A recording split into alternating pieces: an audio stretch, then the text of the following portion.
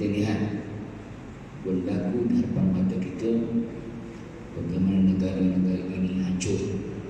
Ya, kita lihat nampak daripada 2010 ke atas, dan sebelum itu juga proses-prosesnya.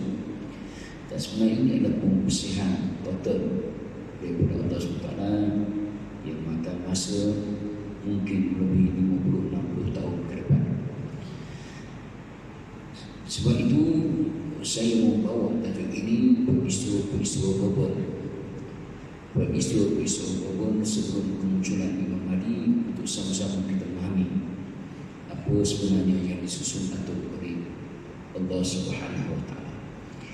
Berbeza dengan manusia. Manusia disusun atau oleh Allah untuk dilakukan ujian-ujian sebenar di atas muka bumi ini. Ya, apa yang saya sebut peristiwa itu susunan Allah SWT di atas muka bumi ini. Bagaimana kita lihat Allah SWT mengatur dari sejak Nabi SAW. Ya, selepas sahaja Nabi SAW wafat dan berjaya mewujudkan pemerintahan yang menjadi model dunia sehingga ke hari ini. Kemudian diikuti dengan zaman Khulafaur Rasyidin, dan kemudian diikuti dengan khalifah yang selanjutnya sampailah kepada zaman kerajaan Utsmaniyah, barulah masuk di zaman Dajjal laknatullah, zaman moden kita ini, yang mana kita nampak satu demi satu umat Islam dikata-katakan negara Islam tidak bersatu, sehingga sampai satu masa yang mana akan sampai ke zaman penutup sebelum berlakunya kiamat besar, iaitu zaman kemunculan Imam Mahdi. Ini susunan Allah SWT. Tetapi susunan untuk manusia, kita tidak boleh meletakkan bahawa manusia ini sudah disusun atur hanya atas dunia saja. Tidak boleh kita tidak boleh meletakkan begitu. Ya, seolah-olah manusia ini sudah ditakdirkan syurga atau neraka. Jangan kita sebut itu. Syurga atau neraka tak boleh. Ya, seolah-olahnya sejak azali lagi manusia ini ditakdirkan dia ni masuk neraka, dia ni masuk syurga. Itu bukan pegangan ahli sunnah wal jamaah. Ya, sebab manusia ini walaupun berada di pentas dunia, tetapi ia perlu diuji oleh Allah SWT. Ya, melalui berbagai cabaran, peristiwa-peristiwa yang berlaku di hadapan mata mereka. Itulah yang membezakan mereka dengan peristiwa-peristiwa yang disusun atau oleh Allah SWT. Sebagaimana yang kita dibuai-buai mimpi, ada mereka yang mendakwa bahawa 2026 Yahudi akan hancur. Jangan kita terbuai-buai mimpi, kita perlu memahami hadis Nabi SAW. Kalau sekiranya Yahudi hancur sekarang ini, bermakna sudah kita ke zaman nak berlaku kiamat sungguh-sungguh. Sedangkan kita lihat yang menguasai dunia, menguasai satelit dunia, menguasai ketenteraan dunia, menguasai ekonomi dunia, siapa? Yahudi antarabangsa. Yang menguasai negara-negara di seluruh dunia, siapa? Israel. 2022 dengan 2026 tak tahu lagi. Berbeza dengan apa yang Allah susun untuk naik, untuk munculkan Imam Mahdi, memerlukan persiapan tempoh yang begitu panjang. Kerana memerintah dunia, bukan memerintah negara, memerintah dunia, maka satu demi satu negara mesti dibersihkan dulu. maka lahirlah mujahidin-mujahidin yang akan mendukung perjuangan itu. Jadi karena itu muslimin dan muslimat di antara negara yang dihancurkan oleh Allah SWT ialah negara Mesir. Dan minta maaf berbagi ini kerana tak dapat nak tunjuk betul beberapa gambar tentu dan juga video. Cuma kita nampak melalui kupasan saya secara lisan tanpa visual, di mana Mesir, perkataan Mesir, Republik Arab Mesir, merupakan sebuah negara di rantau Afrika Utara.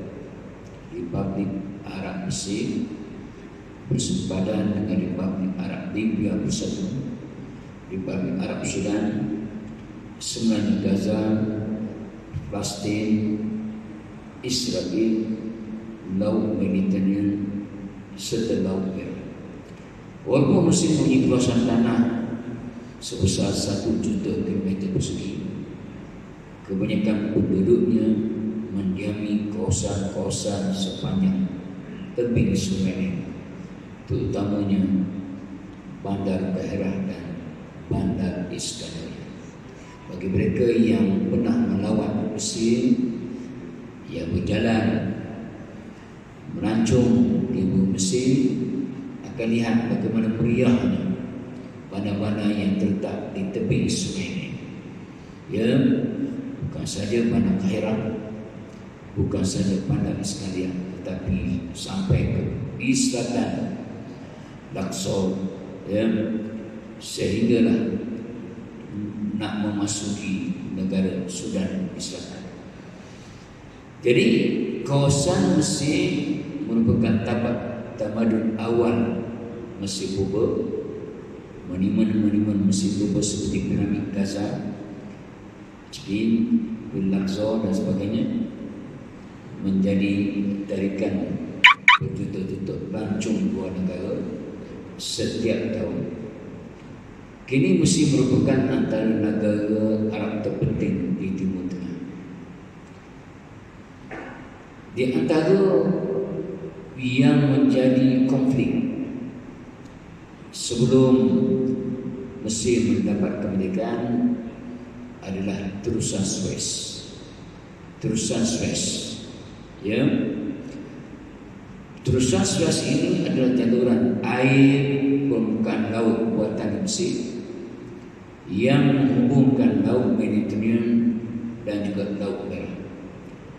Jaluran tersebut menempuh perjalanan lebih pendek antara Atlantik Utara, iaitu Eropah, dan Lautan Hindi di bahagian utara Asia melalui Laut Mediterranean dan Laut Merah dengan junjungan di perlautan Atlantik Selatan dan juga Lautan Hindi Selatan. Jadi terusan Suez ini terbentang dari hujung utara Pelabuhan Said ke hujung selatan, yaitu Pelabuhan Taufik, yang namun sekarang dipanggil Pelabuhan Suez di kota Suez. Jadi panjangnya 193.030 km, termasuklah saluran akses utara dan juga selatan. Jadi terusan Suez dibina pada tahun 1869 dan menjadikan Mesir sebagai pusat perhubungan dan pengangkutan suku. Pertikaian antara kerajaan Utsmani dan British mendorong kepada pengambilan kawasan Mesir oleh pihak British pada tahun 1914. Lalu British melantik bala Cina Hussein Kamil, iaitu bapa kepada Raja Farouk, Hussein Kamil, sebagai Sultan Mesir. Dan kalau kita lihat, berlakulah peristiwa akibat gerakan nasionalisme yang hebat Maka British mengisytiharkan kemerdekaan Mesir pada 22 Februari 1922. Jadi kerajaan baru ditubuhkan dan bersifat raja berperlembagaan. Pada tahun 1948, Mesir terlibat dalam serangan oleh negara-negara Arab terhadap Israel, tetapi kalah dalam perang tersebut. Mana ketika itu Al-Ikhwan Muslimun dan Hassan al-Banna telah mengalahkan pengikut-pengikut mereka untuk terlibat dalam perang tahun 1948, tetapi belok kerana perbuatan belok oleh negara-negara Arab seperti Syria, seperti Syria, dan sebelum itu beberapa negara Arab yang menarik tiba-tiba tentera mereka daripada perang tersebut. Jadi siapa yang terlibatnya? Yang terlibatnya adalah rakyat Mesir, bukan kerajaan Mesir. Ingat, rakyat Mesir yang berada di Palestin, yang ada di Jordan, rakyat yang daripada Syria, dan negara-negara sekitar, bukannya tentera-tentera daripada negara-negara terbabit. Ini satu perkenatan besar, kerana pada tahun 48 apabila Israel dengan perjanjian ketika itu berjaya merampas bumi Palestin, dan menduduki kawasan tepi barat, dan kita lihat perkembangan ini berlaku begitu cepat. Mereka merampas, mereka menjarah tanah dan menghalau penduduk-penduduk Palestin di situ. Jadi sewaktu rakyat Mesir balik yang terlibat dalam perang tahun 48 balik ke negara mereka, tiba-tiba mereka ditangkap. Ini di antara yang diceritakan oleh Dr. Yusuf Kotawi. Suatu itu masih muda ketika itu. Dia di antara juga yang ditangkap ketika itu. Dan kita lihat, jadi golongan nasionalis yang tidak berpuas hati telah menggulingkan institusi peraja yang ketika itu ialah Raja Farouk. Bagaimana Raja Farouk ini kita tahu seorang kaki betina, sehingga dicantikkan dalam sejarah 500 wanita dara.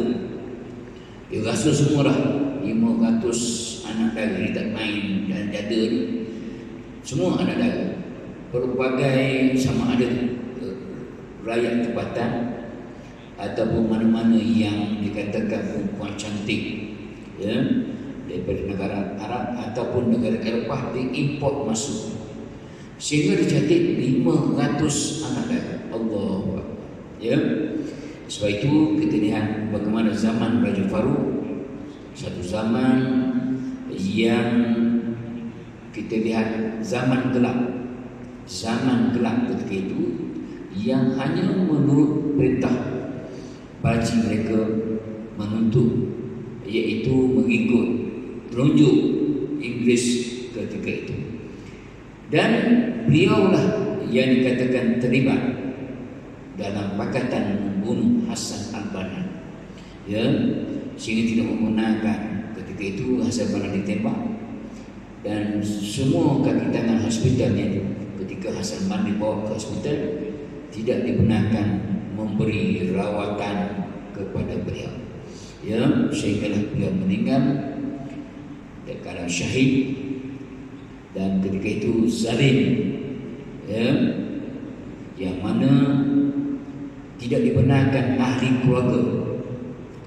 keluarga Hassan al-Banna untuk terlibat dalam proses pengumian almarhum Syekh Hassan al-Banna, kecuali bapaknya Syekh Abdul Rahman As-Sa'adi, seorang ulama Mesir, dan beberapa ahli keluarga di kalangan perempuan dan dikawal ketat oleh tentera Mesir, tentera Mesir di bawah arahan seorang raja yang zalim ketika itu. Maka kezaliman itu terbalas apabila berlakunya, iaitu golongan nasionalis dan pihak tentera yang bersama rakyat mulai bertindak dengan menggulingkan institusi peraja pada tahun 1952 yang dikenali sebagai Revolusi Besi. Dan ketika itulah pada tahun 1953 Jamal Abdel Nasser mengisytiharkan Republik Arab Mesir telah mengisytiharkan Republik Arab Mesir pada tahun 1953, dan ketika itu Presiden Muhammad Najib memegang sementara, dan pada tahun 1954 Jamal Abdel Nasser menjadi Presiden Republik Mesir dan mengisytiharkan kemerdekaan penuh daripada England. Jadi tindakan ketika itu yang dilakukan Jamal Abdel Nasser iaitu memilih negarakan terusan Suez pada tahun 1956 telah membangkitkan kemarahan United Kingdom dan juga Perancis, kerana kedua-dua ini mereka memiliki England dan Perancis yang asalnya Perancis lalu dijual kepada England ketika itu menjadi penjajah kepada bumi Mesir, dan akibatnya menjadi konflik tentera. Berlakulah perang yang kita sebut krisis Suez ketika itu, dan penglibatan secara langsung ahli Ikhwan Muslimin dalam krisis ini yang menyebabkan Britain atau British terpaksa keluar secara hina daripada bumi Mesir. Inilah kekuatan ketika itu sebelum Jamal Abdel Nasser mulai curiga kepada pertubuhan Ikhwan Muslimin, lalu bertindak menangkap secara besar-besaran mana-mana tokoh Ikhwan Muslimun, dan ketika itulah khilaf ataupun pertikaian berlaku sehingga ke hari ini. Jadi pada tahun 67 berlakunya perang 6 hari bala kepada Presiden Jamal Abdel Nasser, yang mana ketika itu Mesir kalah total dengan Israel, di mana sebenarnya Sinai dan sebenarnya Gaza ditakluk oleh Israel, menyebabkan pada tahun 70 Jamal Abdel Nasser meninggal dunia dan digantikan oleh Anwar Sadat. Pada tahun 1973 Mesir dan Syria melancarkan perang Yom Kippur bagi mendapat balik wilayah semenanjung Sinai dan juga Bukit Golan. Cabutan pihak Amerika Syarikat dan Kesatuan Soviet USSR ketika itu berjaya memulakan gencatan senjata. Pada tahun 1937 Anwar Sadat menandatangani perjanjian damai dengan Israel untuk mendapatkan balik semenanjung Sinai. Itu tujuan asal Anwar Sadat terpaksa berlutut kepada Israel semata-mata untuk dapatkan semenanjung Sinai. Tetapi tindakan ini telah merugikan Mesir. Kenapa? Kerana Mesir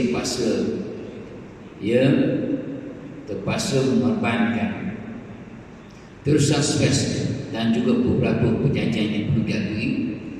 Terusan Suez pembahagian 80% income terusan Suez pergi kepada Amerika dan Israel, 20% saja kepada Mesir. Inilah yang menyebabkan tindakan Anwar Sadat ini telah merugikan Mesir. Maka berlakulah apa yang kita sebut tindakannya mencetuskan kemarahan di kalangan penduduk Arab, sama ada yang berada di dalam Mesir ataupun di luar Mesir. Lalu mereka bertindak pada tahun 1981. Anwar Sadat telah dibunuh oleh Khalid Islambuli, seorang penembak tepat. Yang dirancang mungkin ada kaitan dengan Hosni Mubarak yang menjadi timbalannya ketika itu. Sebab apa? Buktinya beliau hanya memenjarakan buat sementara, tapi dalam masa tempoh yang singkat lalu membebaskan sewaktu dia menjadi Presiden Mesir ketika itu. Inilah yang kita kata politik hari ini. Politik makan kawan, walaupun timbalannya. Itulah yang berlaku. Sadat lalu digantikan oleh timbalannya Hosni Mubarak sebagai Presiden Mesir ketika itu, sehinggalah beliau pula digulingkan pada tahun 2012. Lalu rakyat Mesir memilih Presiden Morsi sebagai Presiden baru Mesir melalui pemilihan bebas buat pertama kali dalam sejarah Mesir. Mana itulah pilihan sebenar rakyat Mesir memilih tokoh daripada ahli Ikhwan Muslim. Tetapi kita kena ingat, apabila Islam hanya naik dalam satu negara, sedangkan yang memerintah dunia ini adalah kafir Allah yang diketuai oleh Amerika dan Israel, mereka tidak akan redha, mereka tidak akan memberi peluang yang panjang, dan kita lihat lalu mereka telah menggerakkan usaha. Dan bayangkan negara yang memberi sedekah, saya sebut memberi sedekah, iaitu Amerik sanggup memberi 5 bilion US dollar, Saudi sanggup memberi 3 bilion US dollar semata-mata nak menjatuhkan Presiden Mesir ketika itu, iaitu Presiden Morsi. Bagaimana beliau akhirnya diguling oleh orang yang dia percaya, iaitu Jenderal As-Sisi. Apa percayanya? Jenderal As-Sisi membawa cerita orang ni nak guling, orang ni nak guling, orang ni nak guling. Kemudian dalam masa yang sama pula berubah isinya pakai tudung. Sebelum kita pakai tudung biar nampak Islami sikit. Jadi lakonan-lakonan, ialah kita sebut kadang-kadang orang agama ni dia tertipu dengan dia husnuzan, baik sangka ketika itu, berbaik sangka. Jadi apabila dia mari begini berbaik sangka, dia ingatkan Jenderal As-Sisi itu bersamanya yang boleh kontrol semua dan keterangan, tetapi ternyata hanya lakonan semata-mata. Akhirnya dengan gerakan rakyat dan juga keringat, Perlembagaan Mesir menyatakan kalau sekiranya dalam tempoh 3 bulan rakyat masih lagi tidak reda dengan demonstrasi yang ada yang dilakukan di Tahrir, Medan Tahrir ketika itu, maka tentera boleh merampas kuasa. Sebab itu kita tengok politik yang jeli atau kubu ini ialah politik yang ada kepada kepala Erdogan. Sebab itu kita tengok dalam perang Rusia dengan Ukraine baru ini, kita bayangkan bagaimana drone Bayraktar yang hebat itu, yang pernah teruji dalam perang Azerbaijan dengan Armenia itu, di mana Azerbaijan menggunakan drone buatan Turki, Bayraktar yang hebat itu, yang mana Armenia terpana dengan serangan udara drone tanpa awak, tanpa pemandu, dengan membawa buku pandu yang sudah dikontrol. Bagaimana 300 kereta kebal kepunyaan Armenia hancur.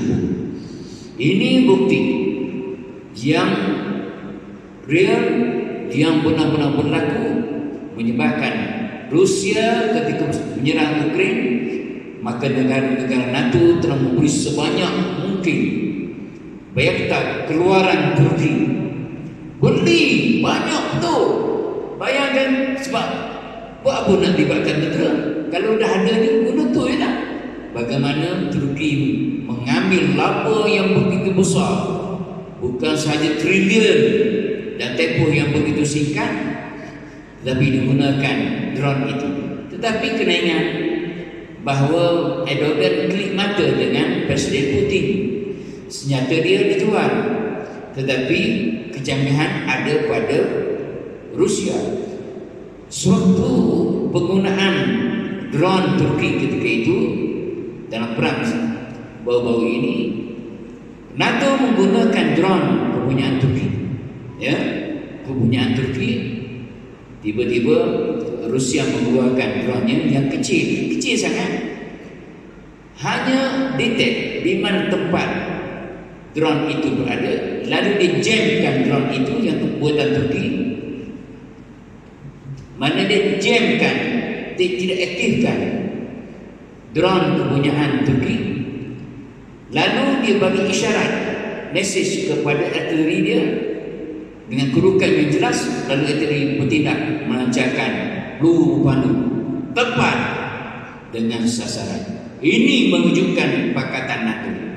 Aku dah guna yang paling canggih, drone yang paling canggih, kena Rusia ada lagi hebat yang menunjukkan mereka semua.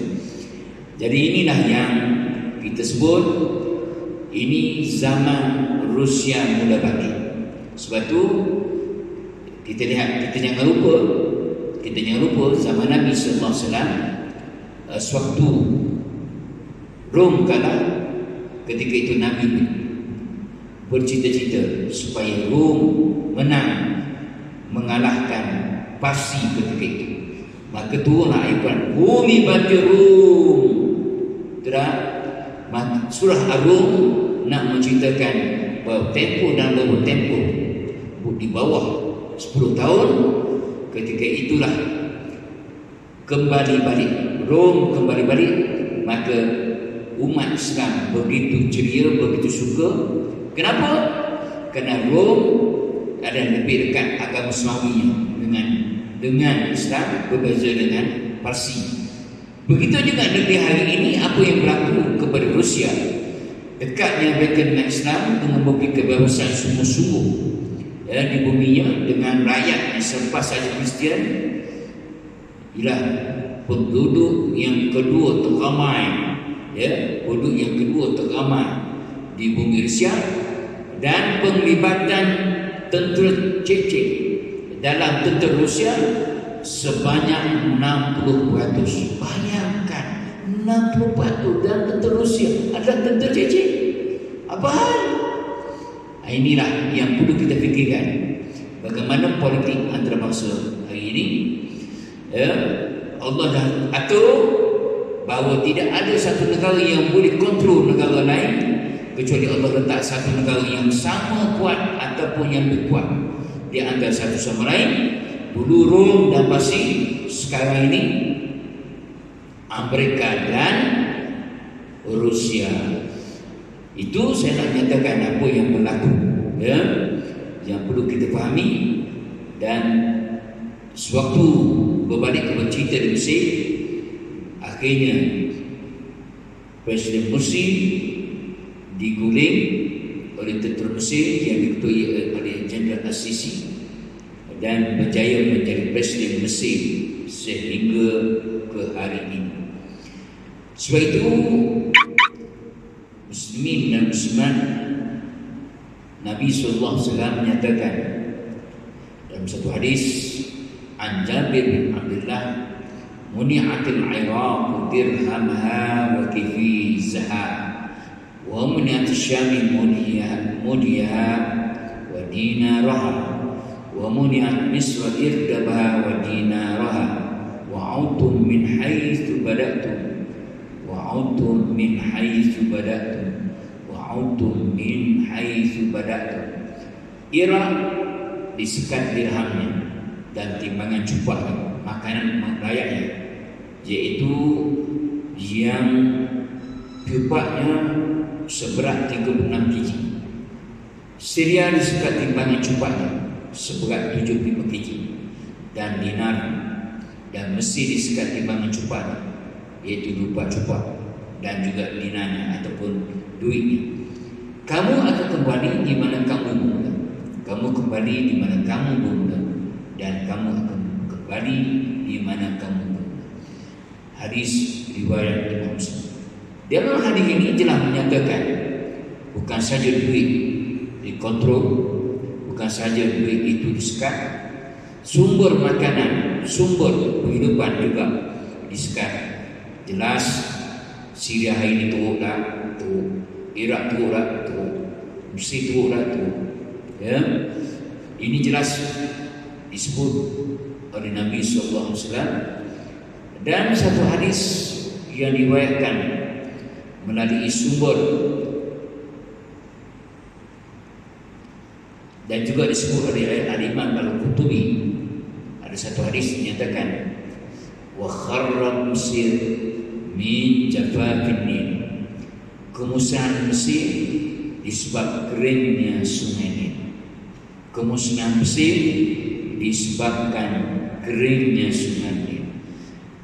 Dan dinyatakan ya dalam tafsir Ruhul Ma'ani, tafsir pada ayat 58 surah Al-Isra juga dinukilkan wa kharab Mesir min inqita'in Nil wa ikhtilaful juyush. Dan kemusnahan Mesir disebabkan terputusnya sungai Nil dan perselisihan antara tentera. Di sini jelas keringnya sungai Nil berkaitan dengan peristiwa akhir zaman, termasuk kemusnahan beberapa negara yang disyaratkan dalam riwayat tersebut dengan lebih banyak. Kita tidak tahu sama ada keringnya sungai Nil yang maksud itu adalah disebabkan GERD. Apa maksud GERD itu? Yaitu Grand Ethiopian Renaissance Dam. Ini yang perlu kita fahami sedikit setelah saya merujuk ke beberapa rujukan dan juga beberapa faktor lain. Bahkan kita juga perlu sedar beberapa hadis yang lain turut mengaitkan peristiwa zaman dengan gangguan sistem saliran. Contohnya hadis Nabi SAW yang telah menyebut mengenai keringnya sungai Furat sehingga menzahirkan bukit emas ataupun gunung emas, dan juga berkaitan dengan Tasik Tobari.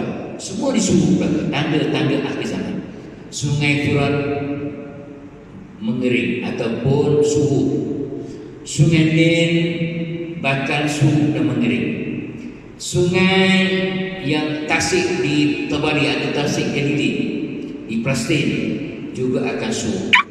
Ini disebut oleh Nabi SAW nak menandakan bahawa tempoh nak munculnya ya Imam Mahdi ini dalam tempoh yang sekiranya berlaku perkara ini, maka tidak lama lagi dengan peristiwa kemunculan Imam Mahdi. Okey, kerana itu muslim-muslimat, perbincangan masih banyak lagi. Jadi insya-Allah kita sambung ya. Sebab saya nak tunjuk, saya kena tunjuk ya di sini berkaitan dengan terutamanya rebutan terusan Suez. Agak ramai tak, kalau tak tunjuk sini tak nampak ya. Terusan Suez, kita tak tahu bahawa terusan Suez sekarang sudah dibina melalui bukan terusan Suez yang melalui besi. Ini kita kena tahu.